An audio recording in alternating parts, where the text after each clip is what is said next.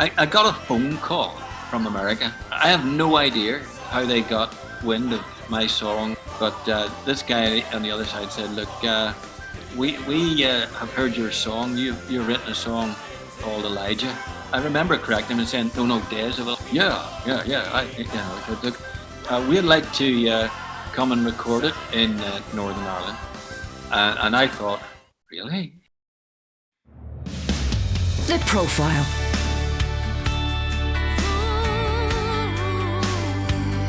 You're listening to Premier Christian Radio. Where faith comes to life.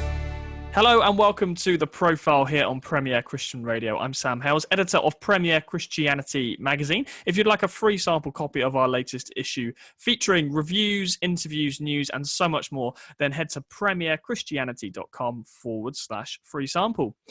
Today, I'm speaking with the Northern Irish worship leader, Robin Mark. Robin is the writer of many songs which are sung all over the world, including Days of Elijah, You're the Lion of Judah, and Take Us to the River. He's released 13 albums with sales of over 2 million worldwide. He's also the first UK-based artist to reach #1 in the USA's Christian retail charts. Robin, welcome to the show.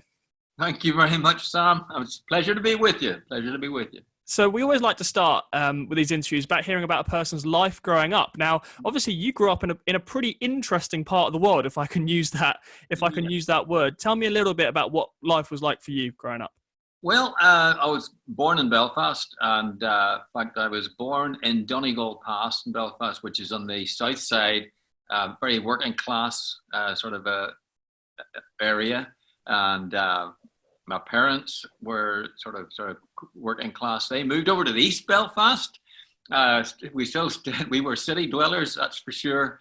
And really, probably about the age of about 14, 15, 16, that's when the troubles began in Northern Ireland, because as many people, well, as practically the entire world knows, there was a political argument, really, and it became a religious argument, and then it became all sorts of things, and we just dubbed it the Troubles, but they lasted for many years, and with all sorts of consequences. I think that most of us, including myself, look back at those days, and we tell the stories of those days because it's past. That's one of the things about life, I suppose, that as times passed, things that were absolutely horrendous when you were in the middle of it have become good stories you can tell your children. We keep on.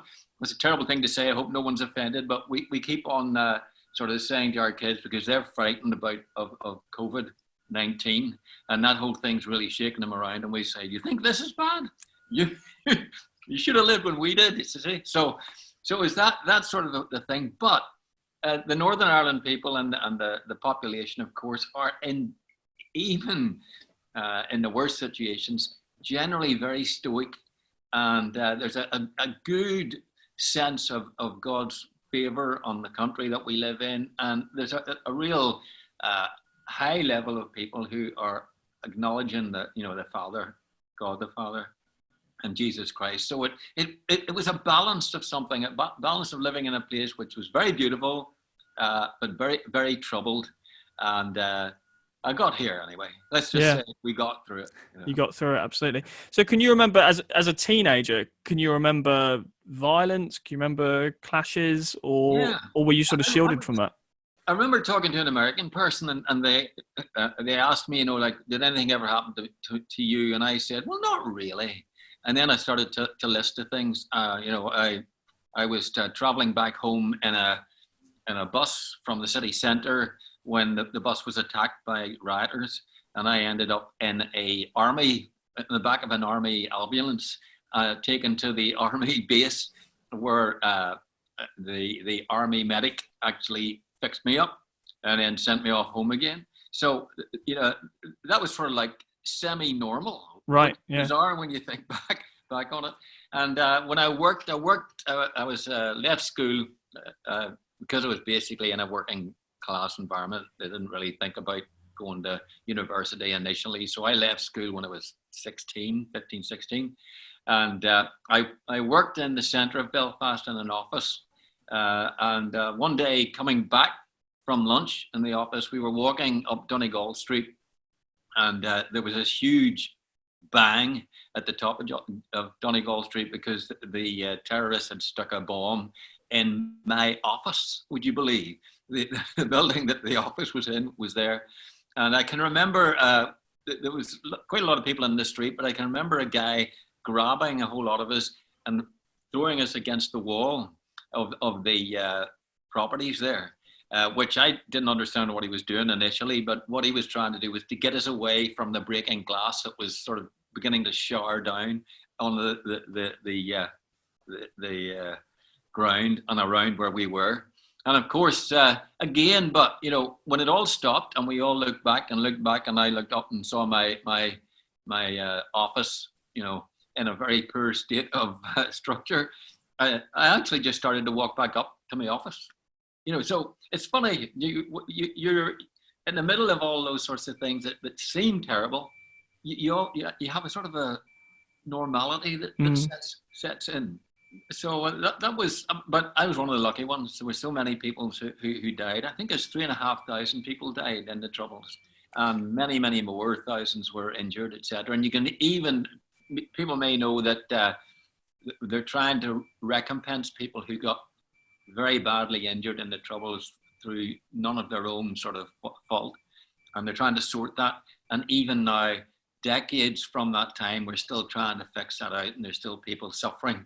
So it was not a nice time, but it was the time of my life, I suppose. Yes, and as you say, when you're living it, you just think it's normal. And I guess it's only with hindsight, looking back, you think in many ways probably quite an abnormal upbringing and childhood. But tell me a little bit about where faith came into the picture. What kind of a Christianity were you brought up with?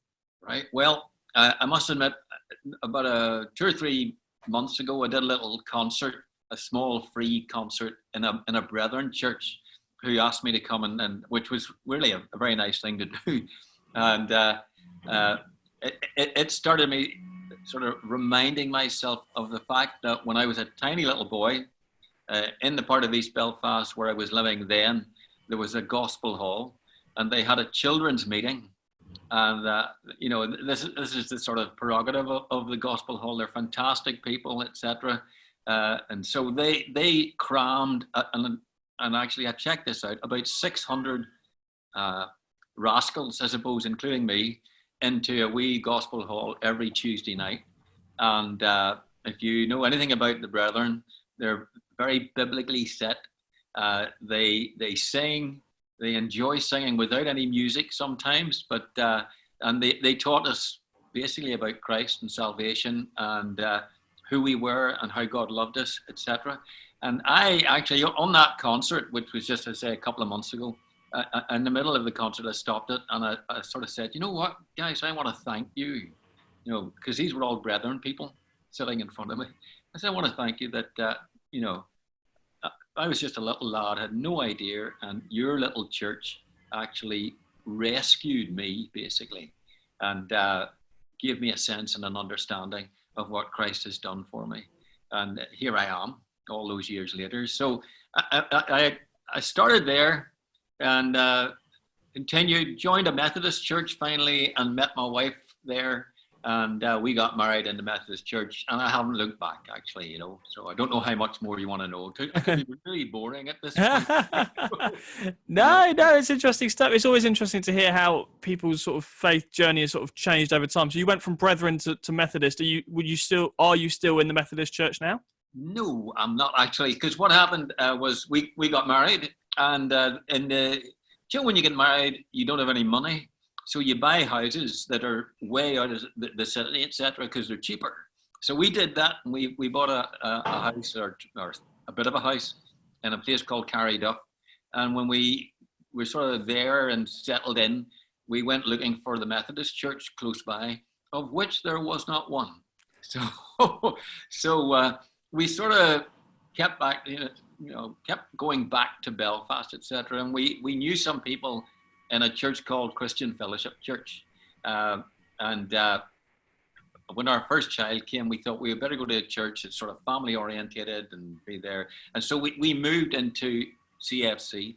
CFC, I think a lot of people maybe listening to this and or whatever will know CFC. Paul Reed was the pastor there, and he became a great friend. And actually, I've been there with my wife and my whole family's there for the last 30, 40 years. Actually, Wow. we've been stuck there, you know. So it's still a great church actually, and we still go. Although I have to say that following many trends in the in the church calendar, we have a cafe church that you can go to. You know, for it basically is supposed to be for people who don't really like the idea of church, but might like to have a cup of coffee and sort of thing. So we actually now go to coffee church, and we love that. But it's still in CFC. So Sure. Well, we'll come back to your story in a minute, but we should just pause here and acknowledge, of course, that I don't know exactly what the rules are in your part of the world, and obviously these legislation and rules and guidelines are changing all the time. But right now, for my local church, we're not allowed to sing. yes. Not allowed to sing together. Is that the case where you are at the moment as well? Yes, it is actually. Now, I was talking to a friend of mine yesterday, and I said, because we're trying to open up cafe church again, and I thought, oh, great. And I was talking to him, and I said, we won't be able to sing, and he says, oh no, I think you can. So it's one of those. No one knows, do they? I don't want to send anybody up the wrong track, but like everything that comes on the radio, you know, it seems to change every day. Yes, it But I does. think they're allowing the one singer or one guitarist or leader, if you like, to sing, but the congregation Yes. has to just sit and listen. Yeah. So, Which is so, I mean, even having this conversation, who could have predicted we'd have this conversation even a year ago, 2 years ago? And I'm mindful, you know, some people might be listening to this conversation in a few years' time and be thinking, what are they on about? Why can't they sing? So just to clarify, I should clarify, COVID, we're in the middle of COVID right now. No one knows when it's going to end. And we're told at least that singing is one of the main ways that we could spread this pretty deadly virus. But for you as a worship leader, this is a pretty big deal, right? I mean, yeah. I know as Christians we often say, you know, worship is about so much more than singing, and it's right we acknowledge that. But at the same time, most churches across the world, you know, singing is a really important part of what we do together on a Sunday, and I think a lot of Christians are really missing that. Yeah, I think so too. And yes, you're right. And I know because we have to keep in the well. The best part of our mind, I think we have to keep the fact that, yes, worship, takes in all sorts of things and all sorts of, even just lifestyle and all the rest of the stuff.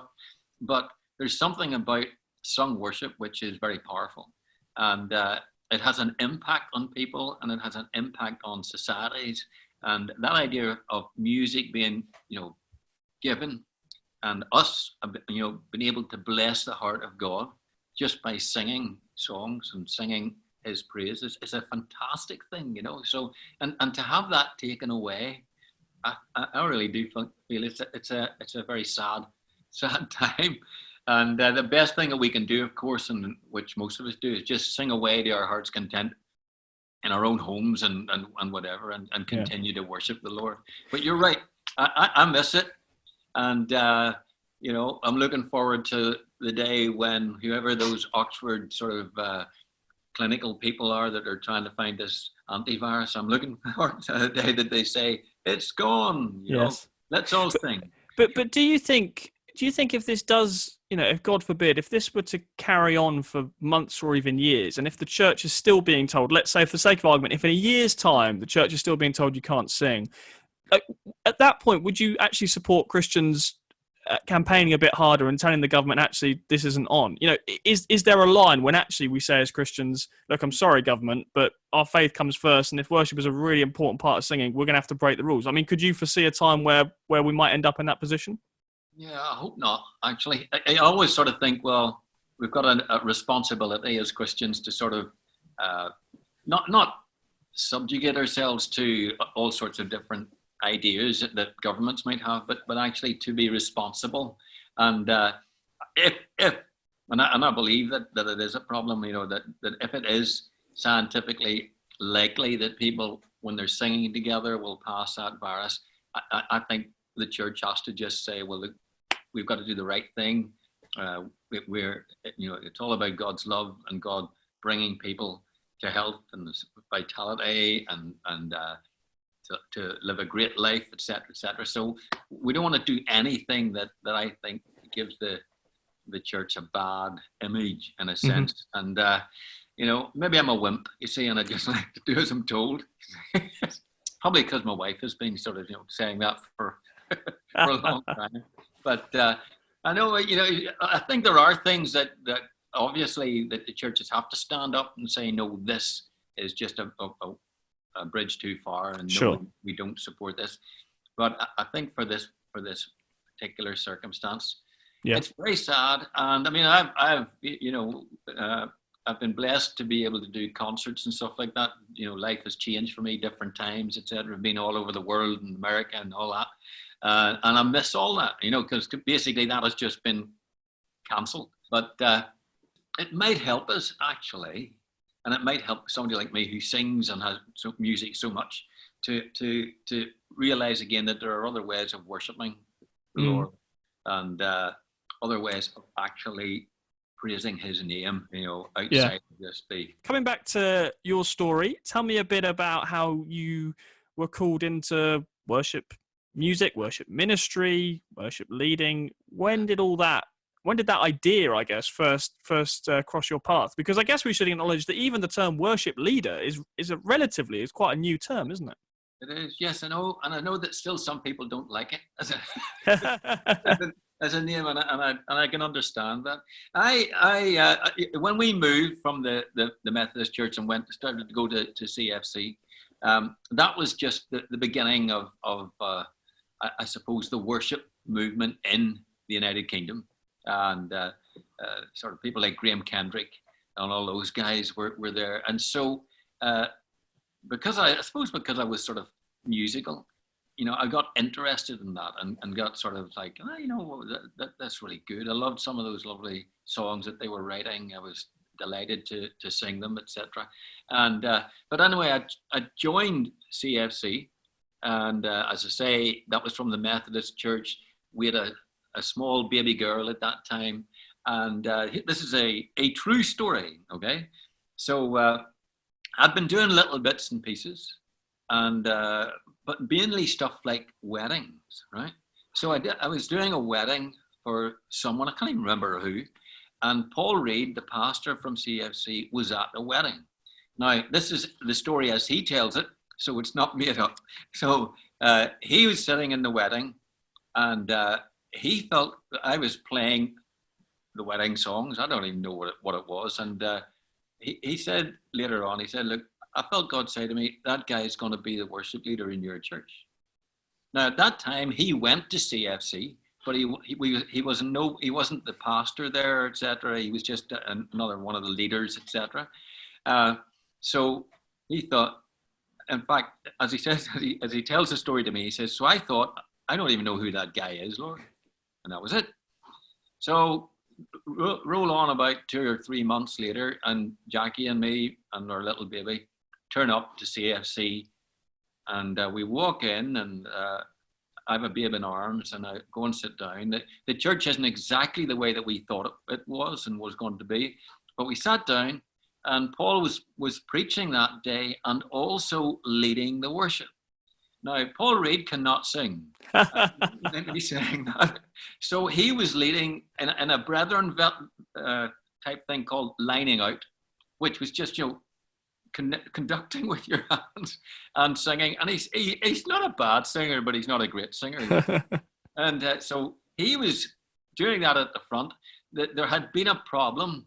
It never happens in churches, sure it doesn't, between various factions in CFC that wanted to do this and the other, and there was a little bit of turmoil going on. So they put him in that command, and he looked down the congregation, and I'm sitting there with Jacqueline, my wife, and he felt God say, there's that guy that's going to be your worship leader.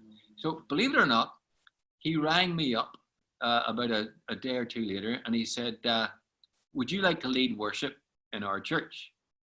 And my actual answer was, well, what do you mean? Like just one day or what? And he said, well, tell you what, let's do it next Sunday and see what happens. And that was how I became the worship leader in CFC. it was bizarre and a little bit weird. But the musicians actually that were all a little bit upset because of the turmoil in the church. They came alongside and helped me out. I'd never done worship like that actually up until that time, and sung a lot of things, but I'd never had a band with me and all that type of thing. And we got there, and just boom, that was it. It started there, and then it grew. What I find fascinating about that is, although of course you have travelled and ministered many places, in terms of being a worship leader at a church, you've only really been a worship leader at one church, I suppose. That's right, actually, yeah. It's at CFC, and now I'm a little bit retired at the minute. But right. But I just find that a fascinating contrast to, I guess, particularly some parts of America where, you know, you're a worship pastor and you sort of move around and you become a worship pastor at this church, then you're here. And even just the whole touring thing in America. You know, I understand a lot of American worship leaders, they're quite rarely at their local church because they're so busy touring the country. It's quite different for you, it sounds like. You've really kind of had a home in one church for a long time, and I guess there's something to be said there, right? For faithfulness, for longevity, for staying put, and for working hard in one place. yeah, I think so. That's very kind of you to say so. But I suppose because of the situation we were in, we weren't even aware of that type of an idea. But I remember that Paul Reid, who's still alive and well, of course, and I'm sure you know him, but I remember him coming to me and said, you know, do you remember when we started this? And he said, I preached and you led the worship, and we did morning service and evening service every single weekend for years and years, basically, and that was it. And we did it, and we loved it, and the church grew under it. And you're right.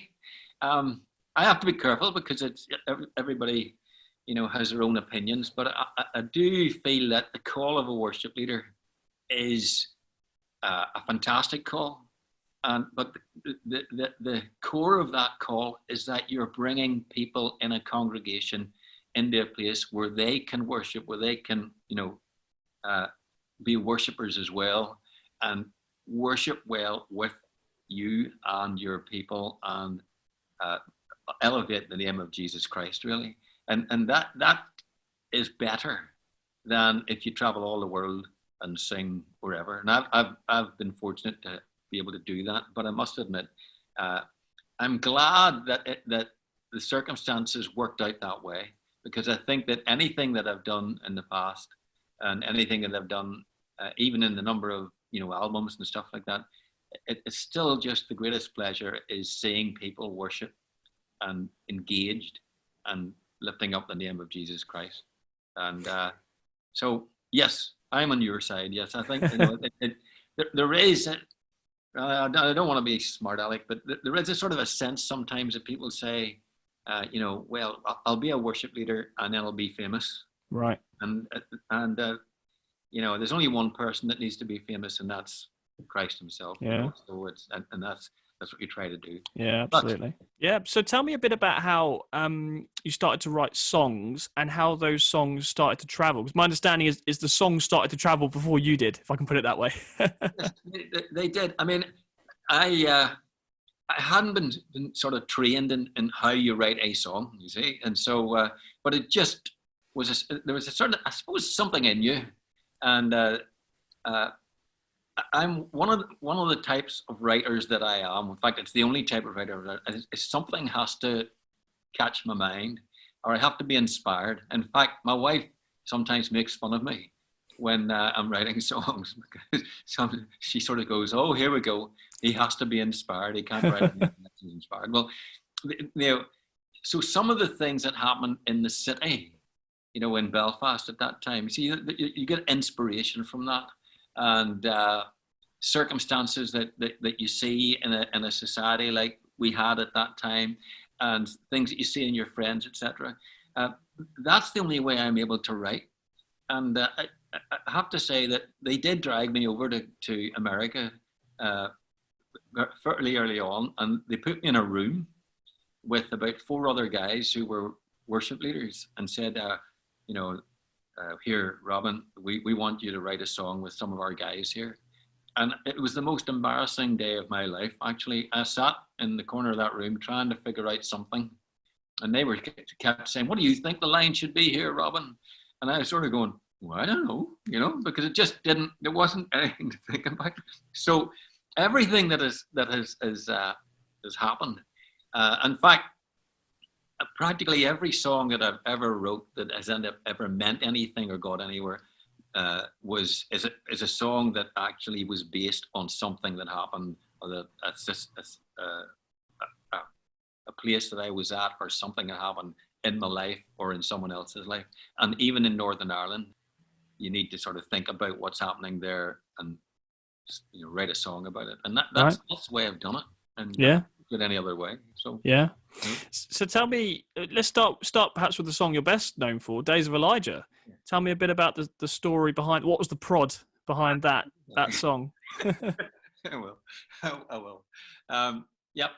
Actually, back in 1994, right? Now, this is 1994 when it was written, and that was the year of the Rwandan genocide. I don't know if you remember that. And I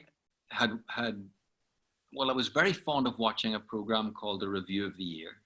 And the Review of the Year is put on by BBC at the end of a year, and then you watch it and they tell you all the stories and the news stories, etc. So I had watched this one night, and I'd actually forgotten. We were getting towards the end of the year in 1995, I think. And the Rwandan genocide had taken place in the previous year and was at that time slightly less active than it was at the time. But so I'm sitting in my house, in fact, this house here, where I'm actually sitting right now, and watching this, it was horrendous, because what the BBC had done, because it was a late night show, Review of the Year, then they showed some of the stuff that happened that they wouldn't have shown on the midday or the evening news. And it was horrendous. It was brutal. And it was, people being put to death by blunt instrument and stuff like that, So it was just really unbelievable. And I was watching this, and I actually started to shout at God, which is not a good idea, but I did. And I said, "How did you let that happen, Lord? How could you let that happen? How did you let that? That's 1 million people were put to death. My population of my country is 1.5 million. So that's like 2/3 of the population of Northern Ireland put to death by blunt instrument because of tribal strife. And of course, Northern Ireland was a place that had tribal strife. And so I started to argue and sort of shout a bit at God. And then I said this, I said, "What sort of days are we living in, Lord?" I was just angry. And, I got a sense, it wasn't an actual heard voice, but I just got a sense that God responded and says, "Robin, these are the days that my servants have had to live through all through history.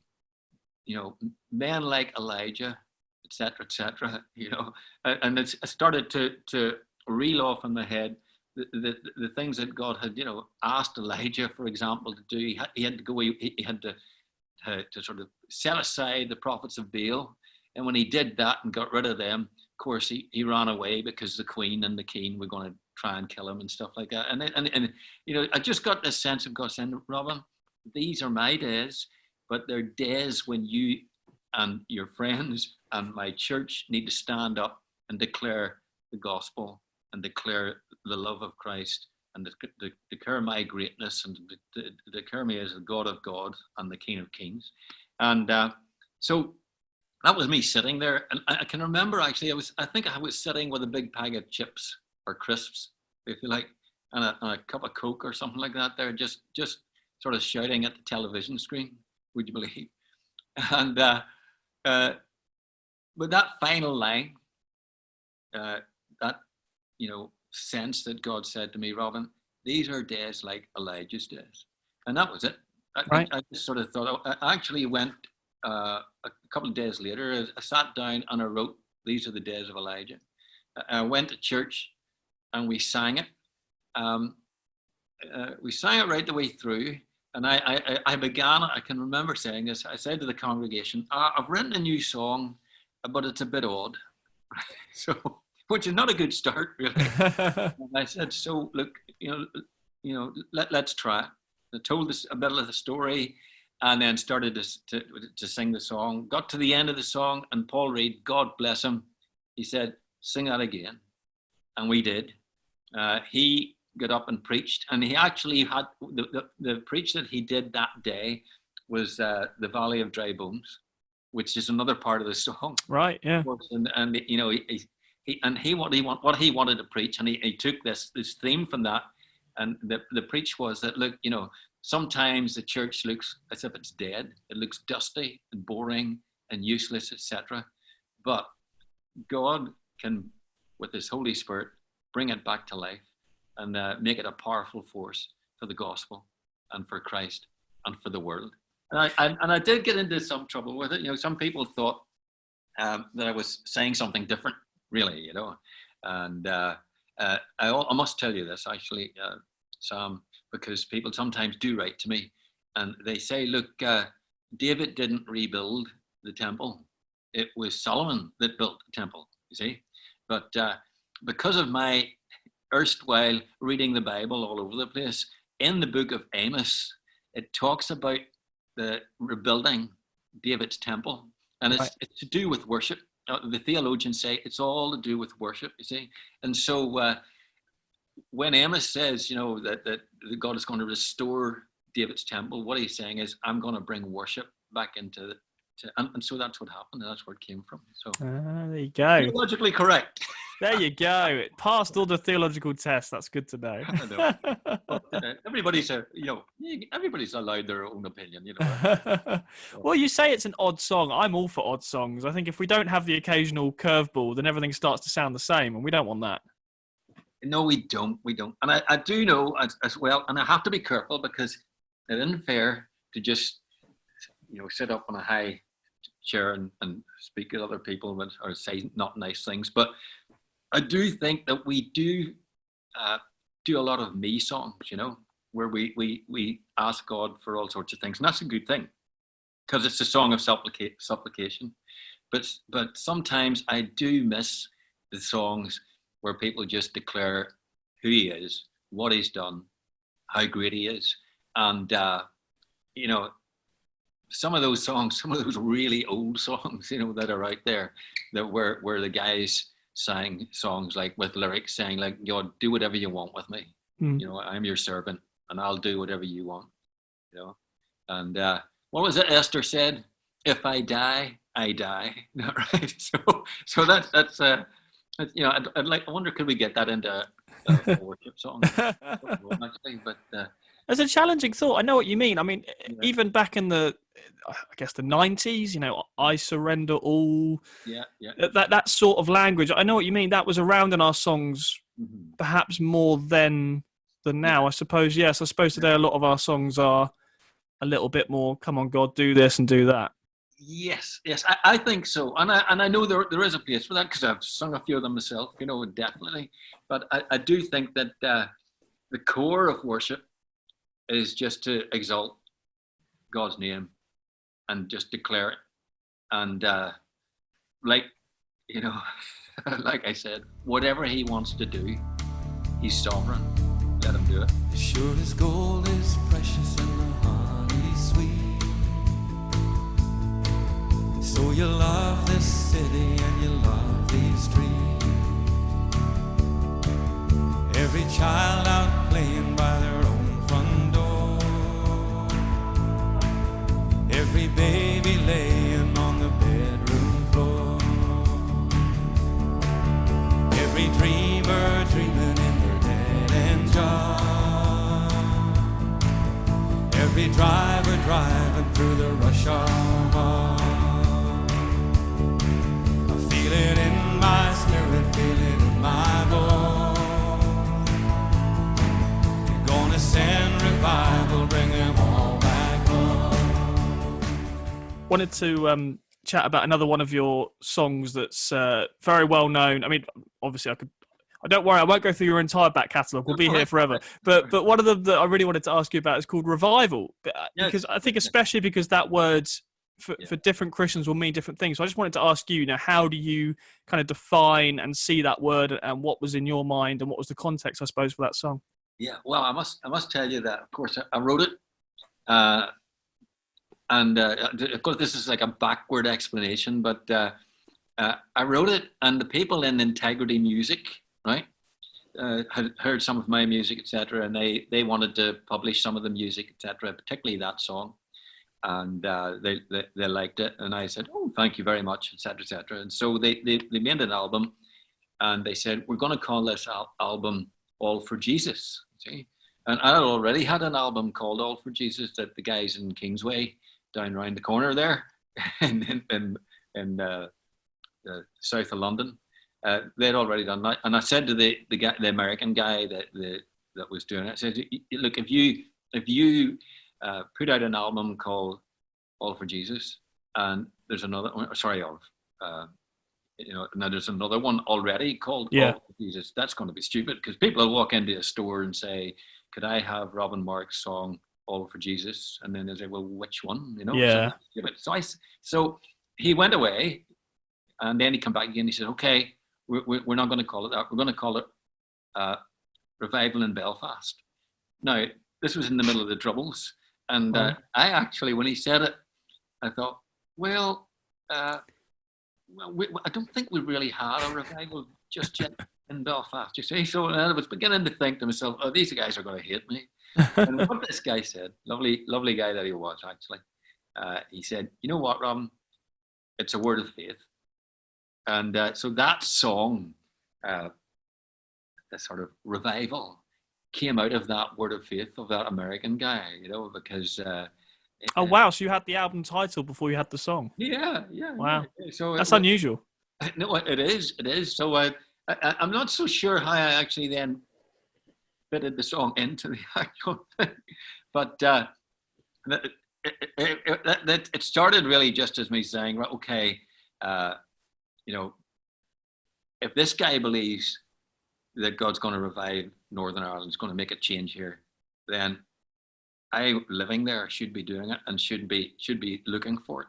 And so I wrote the song, as sure as gold is precious and the honey sweet. You love this city and you love these streets, because it was about Belfast. It was about our town, and the rest of the lyrics, etc., etc. The one interesting thing about that song, and it again is why I like to do something only if I'm inspired, was there were some people, the Troubles were nearly over at that time. Okay, we were in a better place, so things were doing quite well, and so there was a lot of rebuilding in Belfast, because there were buildings that had been damaged and destroyed and stuff like that, and so and there were some of the guys that were building some of the structures and refixing, etc. And one of them actually came to me. I think he was a Christian, but he might not have been. He was a big, tough sort of building type guy.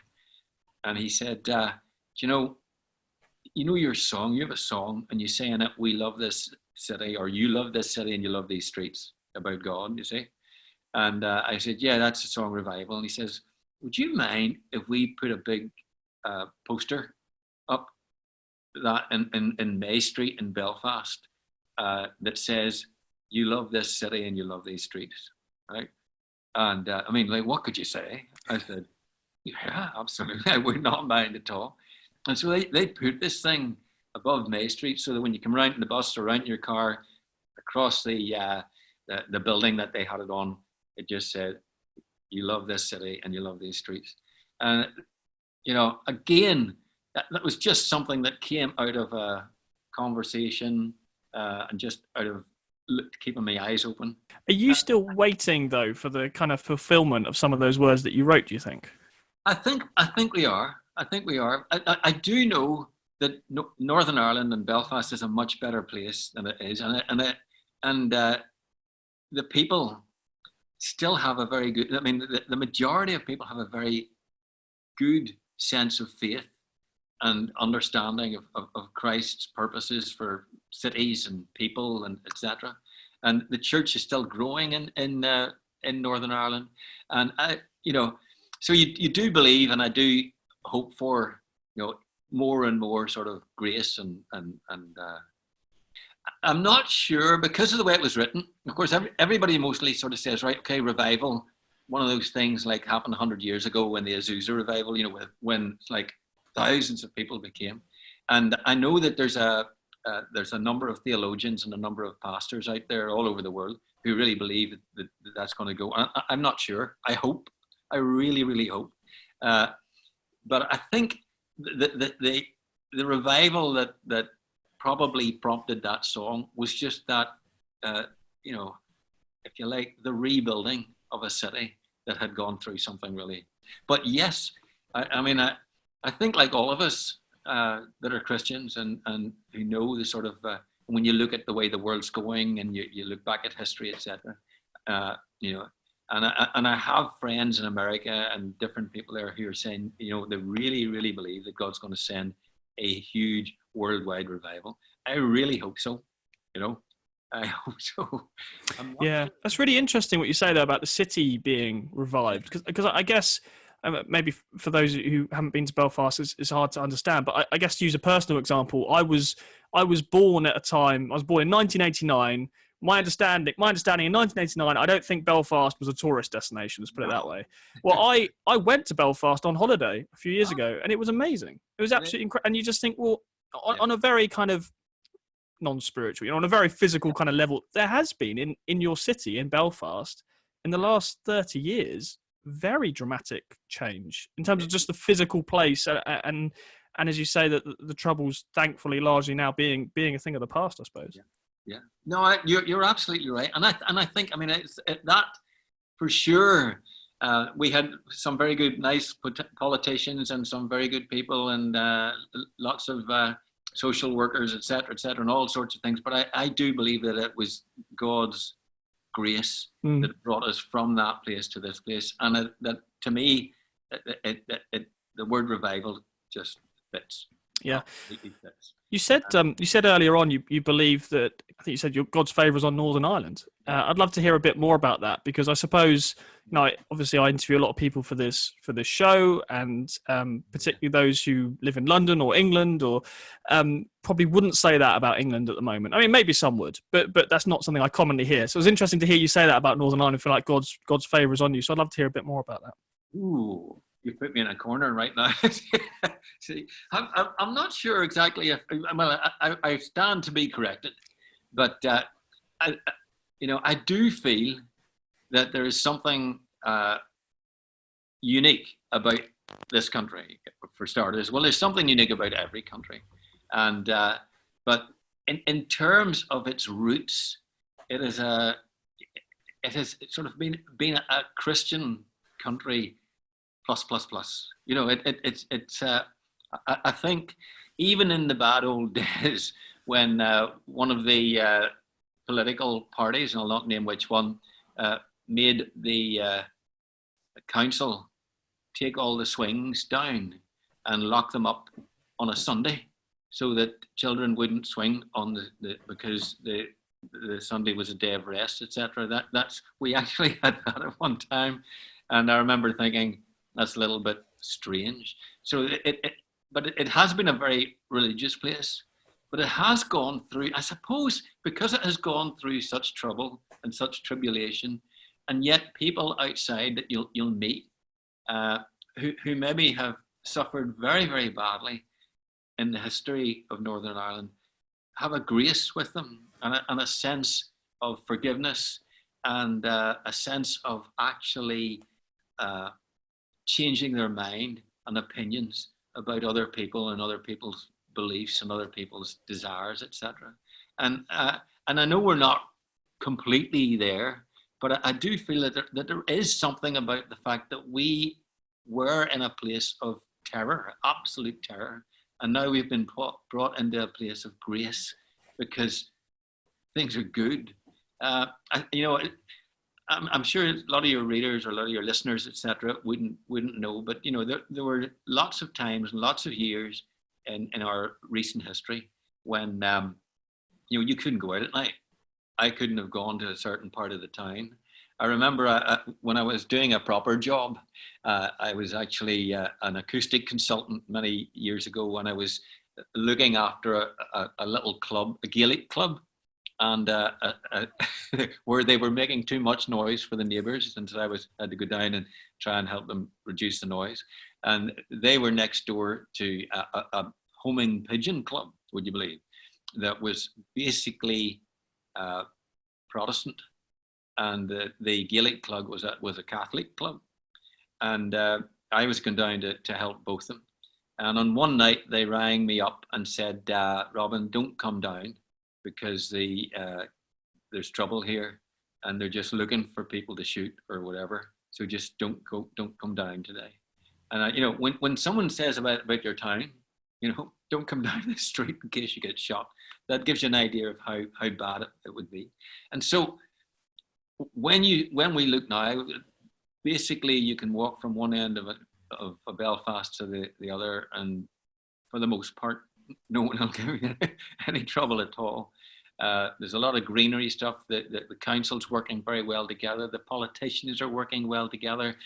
Some of them don't like each other, but and so there is a little sense of grace, I think, that has been born out of being in a place that was troubling, just to use a word, and I suppose that's what it is for us. Even the small things, I think, are a joy. Coming back a little bit to your story, can you pinpoint a time looking back where you've realised, wow, these songs are going places, and your music and you were starting to be known way beyond Belfast, but actually all over the world? Is there a point looking back you think that was the point I sort of woke up and realised, wow, God, for whatever reason, God is really allowing my music to travel, and I'm having an influence far wider than presumably you ever thought you would? Absolutely. It probably was the Americans. Those Americans. Hello, Americans. Many of them listen to this podcast. We love our American friends. Despite all their quirks, we do love them. Well, basically, I got a phone call, from America, and it was from the Integrity guys, etc. I have no idea how they got wind of my song or whatever, but this guy on the other side said, "Look, we have heard your song. You've written a song called Elijah." And I think I remember correcting him and saying, "No, Days of Elijah."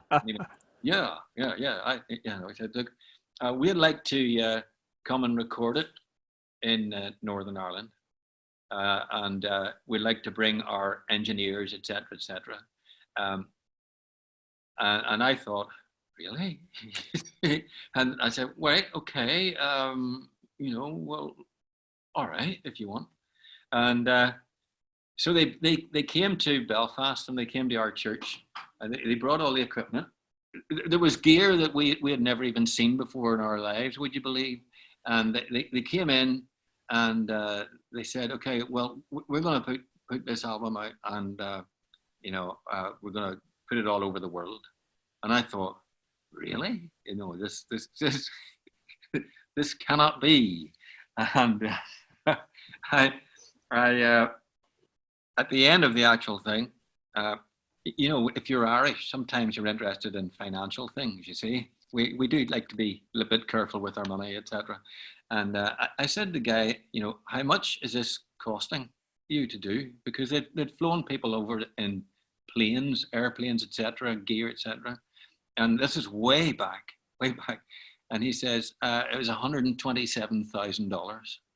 And I thought, what? So somebody, now there's a pre-story to that, which I think is really quite interesting. At that point, I thought, somebody spent $127,000 to get me to sing a couple of songs. They're out of their mind. But what actually happened was, I've got a good friend called Ronnie, and he had a shoe shop in Belfast, and he was a great guy, Christian guy, went to our church, and it's a body that looks after missionaries overseas. I can't even remember the name of the actual thing. It's I think it's Haggai Ministry or something like that. It's not the name, and the ministry is sort of different. But he he was sort of sponsoring that here, and he was the sort of representative in Northern Ireland, etc. And he was a businessman, etc. And he was, used to going overseas, etc., on holiday, etc. So for some reason, he ended up in Atlanta, Georgia, on a holiday, and he was there to go to the. Oh, that's right. It was a conference of this Haggai ministries, because they would have them all over the world, and he went.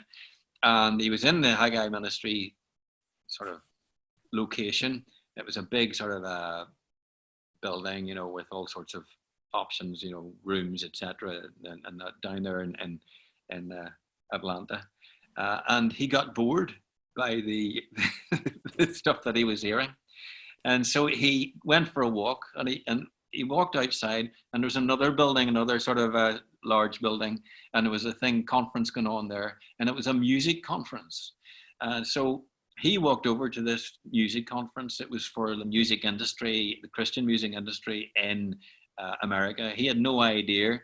He had a little lanyard and a ticket that was letting him into the Haggai Ministries thing. And he walked across the street, and he walked into the thing, and the guy, the security man, the door, just looked at the tag and let him come through. And he walked through, and Integrity Music were there, and they had a stand, and they had some music and stuff like that. And he was walking around and looking at all this stuff, and a guy behind the desk said, "How you doing? Where are you from?" And Ronnie said, "I'm from Northern Ireland."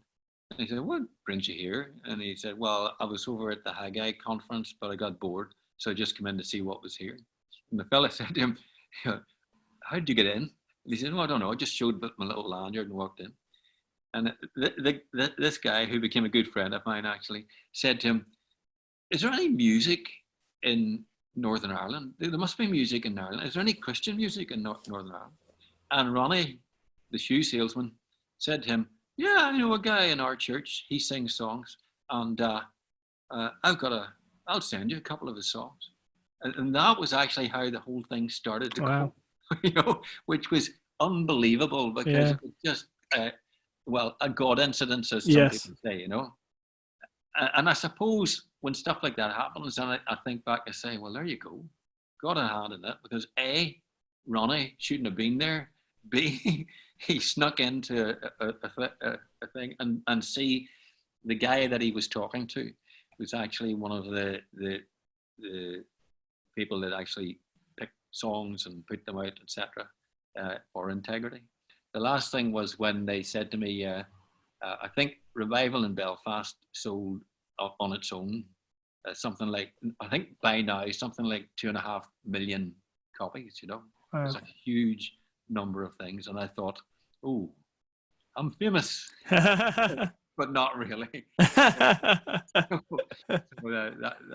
was it, That was it. Yeah, amazing. Well, I know we've talked a lot about your past music, but I'd love to hear about what you're doing right now. So bring us up to date a little bit. I think you mentioned you're sort of semi-retired, but are you working on new music? And tell us a bit about what you're up to at the moment. I am afraid to say that I'm doing a Christmas album. Hey! And there you go. And I must admit, like many people in this business, I'd said, "Oh no, not another Christmas."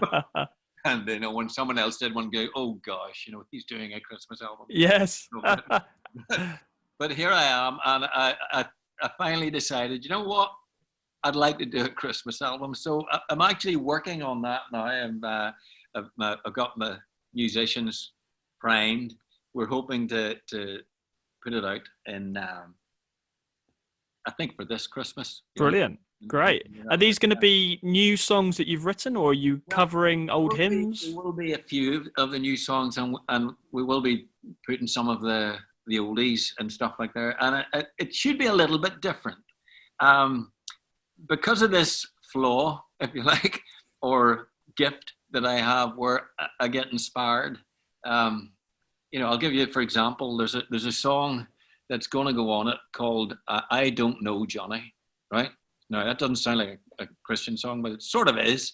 But what actually happened was about 3 years ago, when the British home stores still existed. I don't know if you remember the British home stores. Absolutely. Yeah. Well, they've all gone now, I think. Yeah. All that stuff about Mr. Green and the money that went somewhere. So I was doing a bit of last minute Christmas shopping, like all men, right down to the last part. And I was in Belfast, and I saw the shop, British Home Stores, and I thought, oh, they sometimes have nice little things that are in, that I might like to buy for my wife or whatever. So I walked over. It was near closing time actually, and there was an elderly couple, as I'm allowed to say, I think, an elderly couple just in front of me, a guy, a woman, and her husband, and within about 2 paces into the shop, I realized I was in the wrong place. You see, so because it was nothing really worth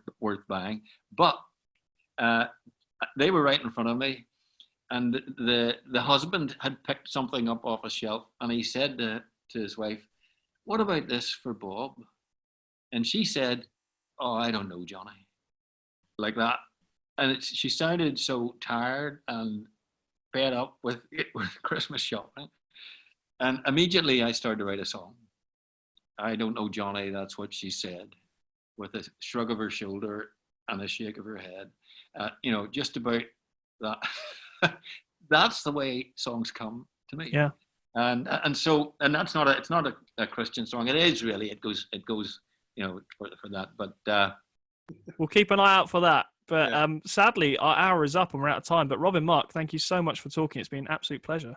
Oh, my pleasure. Absolutely. Sam.